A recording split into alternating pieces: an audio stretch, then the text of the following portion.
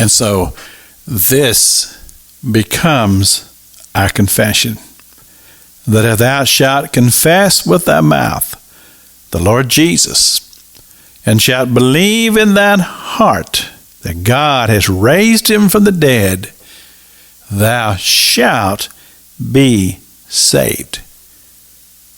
For with the heart man believeth unto righteousness, and with the mouth confession is made into salvation. We talked about this week here on the broadcast about developing our confession.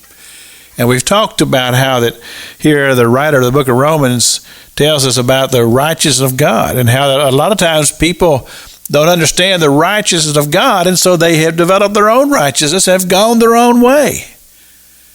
And many people seek what they would infer as being God in all kinds of ways. They think God is in a rock, or they think God is in a person or a human being.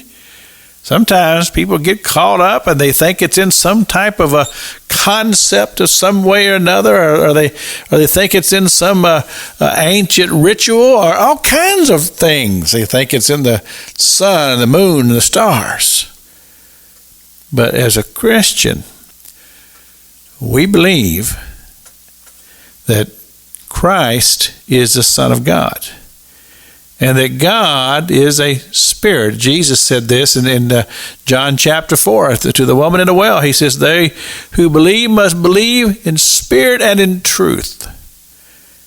And you see, it goes back to what I have talked and taught here on this broadcast over the last several years about that experience that Nicodemus had with Jesus in the 3rd chapter of the Gospel of John, when Nicodemus was very interested in the miracles. And he said, how do you do these miracles?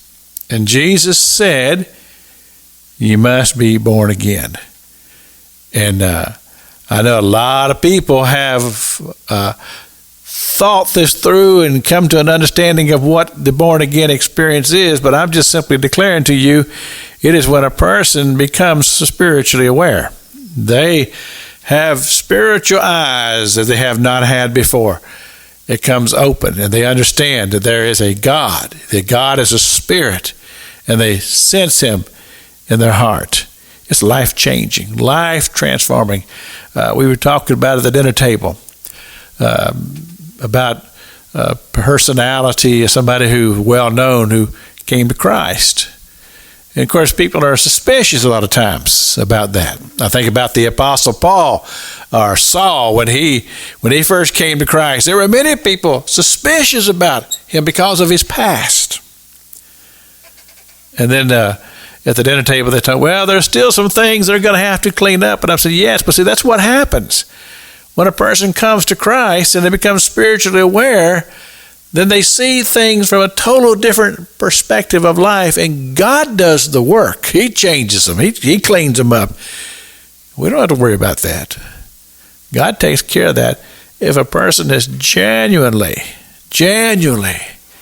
had the true born-again experience and is ready to confess with their mouth and believe in their heart that God sent his son Jesus. This is Pastor Jack King with the gospel on the radio broadcast.